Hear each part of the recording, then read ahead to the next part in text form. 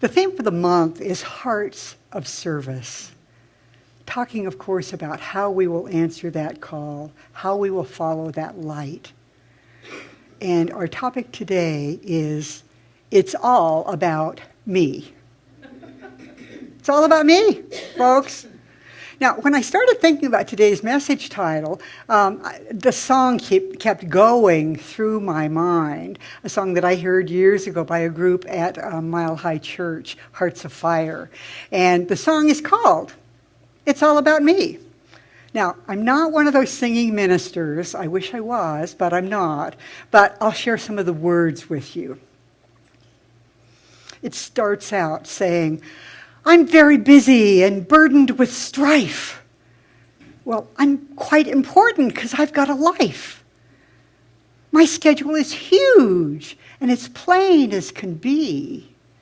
You need to adjust because it's all about me. All about me. Maybe we've known some people like that. And I'm reminded about what Bette Midler said in the movie Beaches in 1988. But enough about me. Let's talk about you. What do you think about me?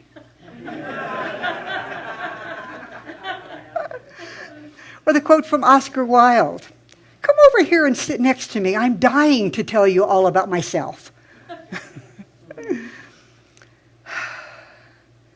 And I ran across an article that's kind of definitely tongue-in-cheek, but has a lot of truth to it. And so it's from an unknown source. It's called How to Be Miserable. Think only about yourself. Talk only about yourself. Use the word I as often as possible. Listen greedily to what people say about you.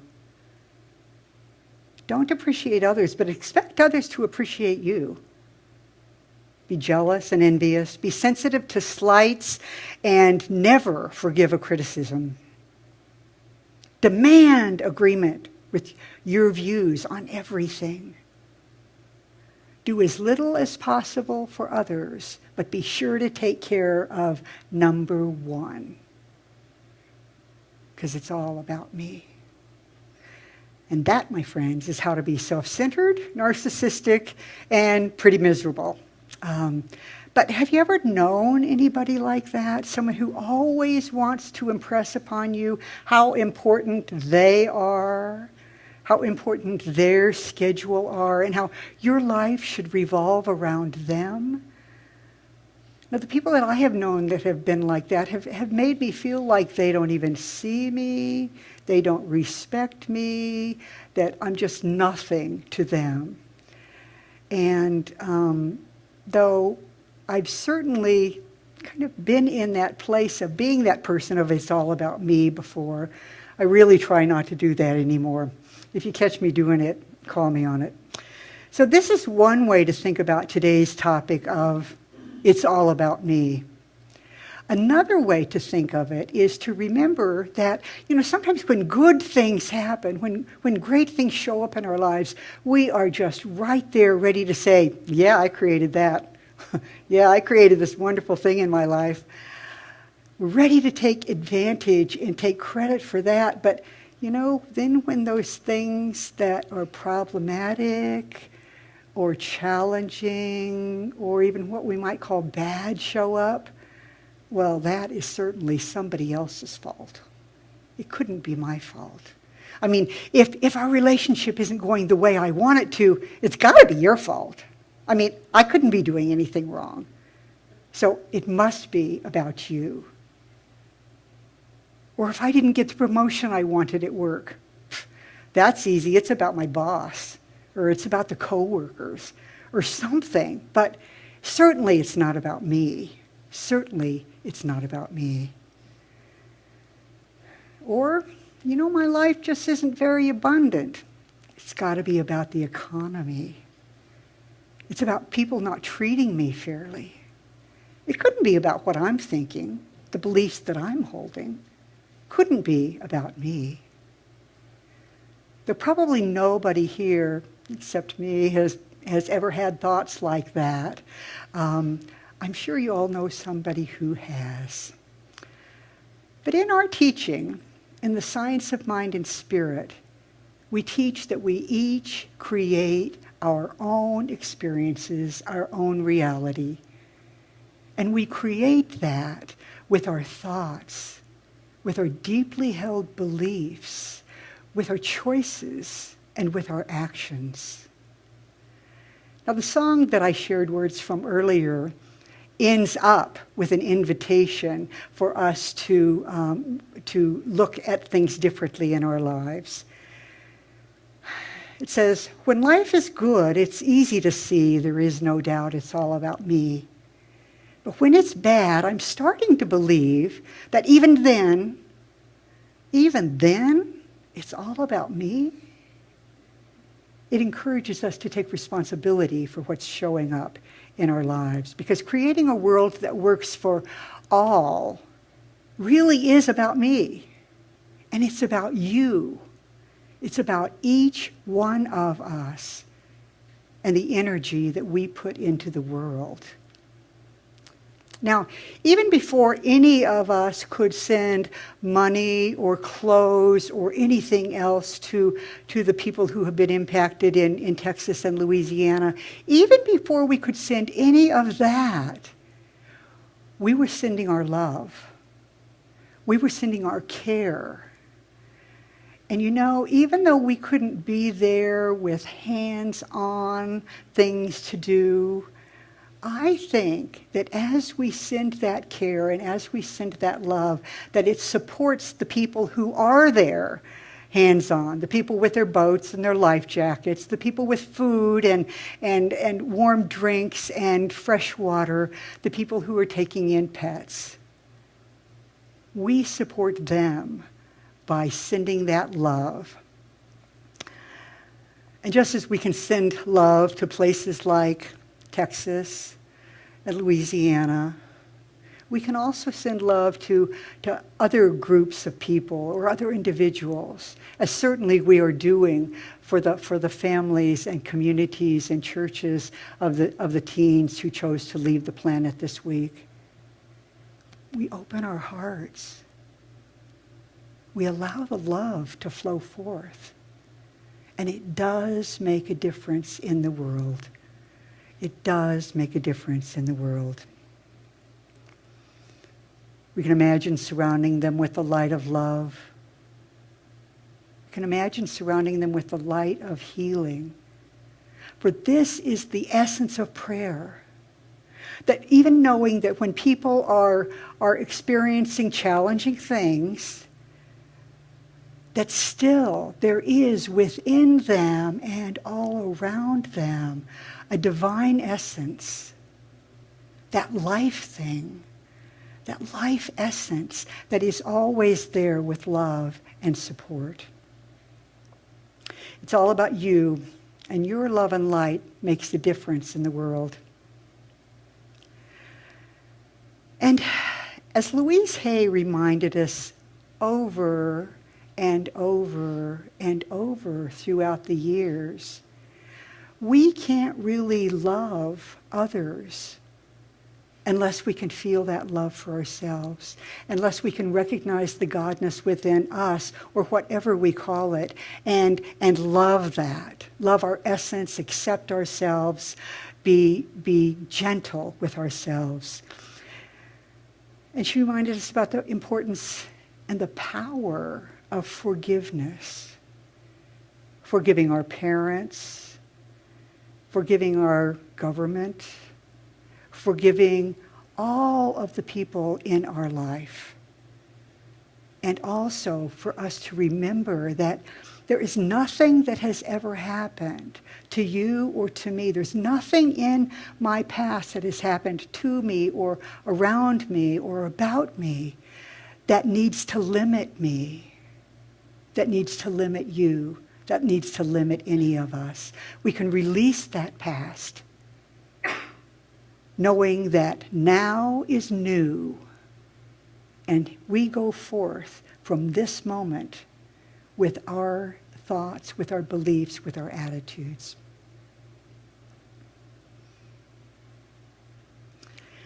Because, of course, as we learn to love ourselves, we naturally extend that to other people. And when we have that aura of loving others, of accepting others, people are magnetized to us. They want what we have. It's like, oh, wow, the love that's in this place. I want some of that. I want that to rub off on me. And so it's powerful, powerful, powerful. Our theme for September is Hearts of Service.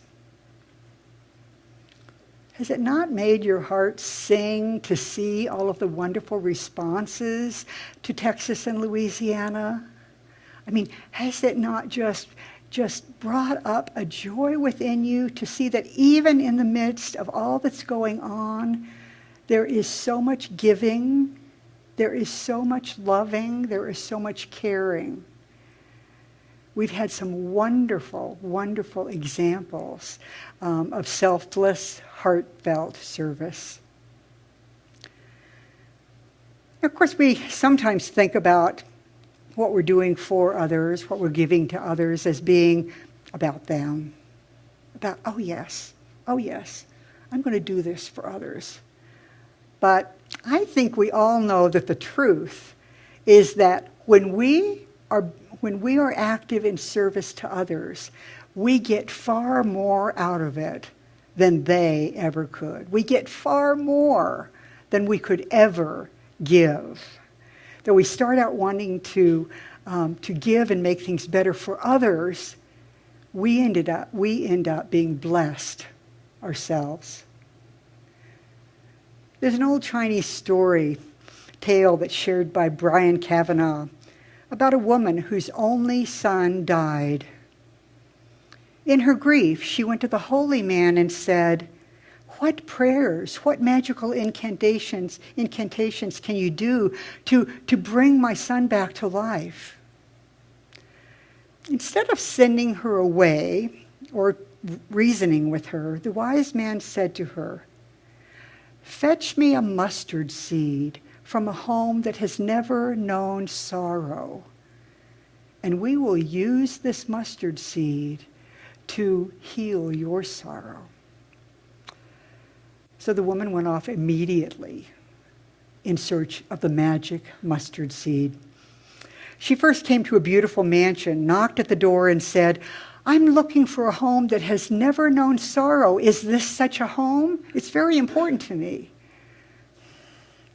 They said, "You've certainly come to the wrong place." And they went on to tell her about the tragic events that they had recently experienced. So the woman said to herself, who's better able to help these poor, unfortunate people than I, who have had misfortune of my own? And so she sat a while with them, comforting them, and then went on her way with her search for the magic mustard seed. But wherever she turned, in hovels and in middle-class working homes and in mansions, she found one after another tale of sadness and misfortune.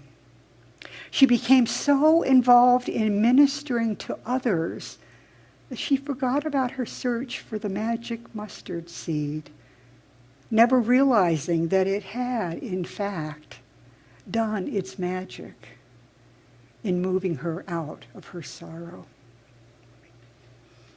When we share, when we serve, we give a great gift to ourselves. When we share our time and our treasure and our talent and our families, our workplaces, our spiritual community, and in the world, we not only make the world a better place, but we open up to new connections and great blessings in our life. It's all about you. Your own joy, your own happiness, your own satisfaction is all about you. Creating a world that works for everyone and for all of life is all about each one of us. So where do you want to start? Now, if you're not yet at that place of loving yourself, You may want to spend some time with Louise Hay's books because they are amazing. Even though they were written long ago in the 80s, in the last century, they still contain truth that each of us can benefit from. And if you are at that place of loving yourself and you want to find out more ways to serve, feel free to talk to me. I can suggest ways here at CSL Boulder Valley and ways out in the community that you can serve, being a gift to others and a gift to yourself. But for now, I invite you to settle in for a moment and close your eyes, if that's comfortable for you. I invite you to breathe deeply and let your heart answer these questions.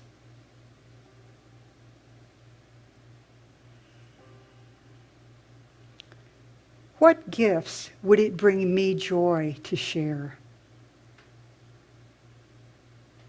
What gifts would it bring me joy to share?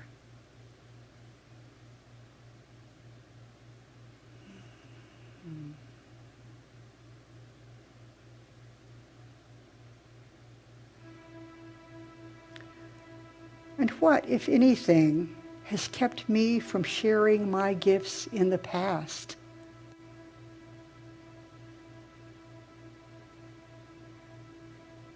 What has kept me from sharing my gifts in the past?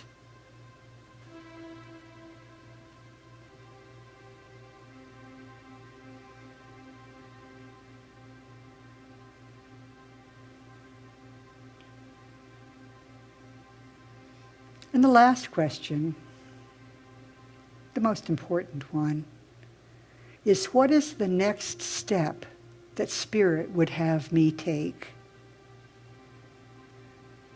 What is the next step that Spirit would have me take?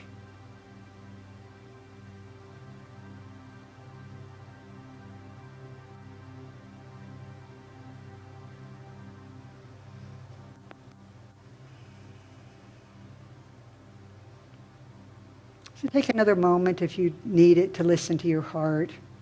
And when you're ready, open your eyes.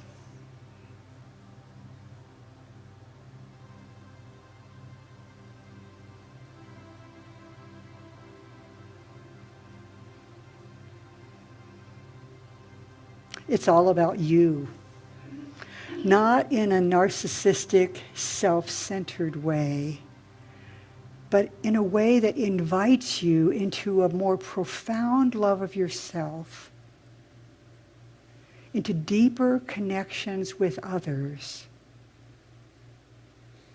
into greater service for the world, and into absolutely greater joy.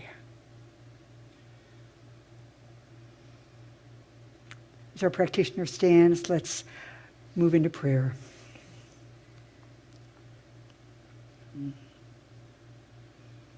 I'm grateful, grateful, grateful for all of our blessings, the blessings that we get to share.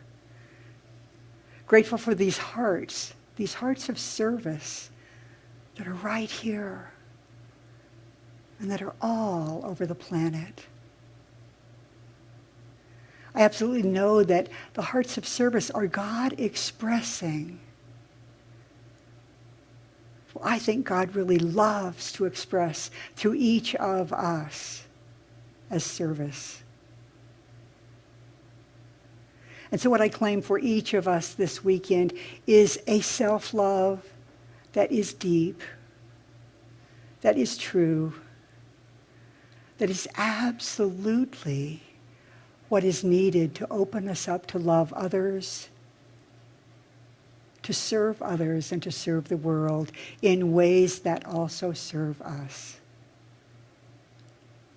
And so I claim that as we go into our week, as each of us goes into this week, there are reminders on our path. Our path is filled with opportunities, with support for us for doing what is ours to do, loving whoever is ours to love, accepting all of the joy that is ours to accept. So I know that in this time of just sometimes troubling things happening in the world, that God is still here, right in the midst of us, as us. And I absolutely know that each one here is blessed and is a blessing.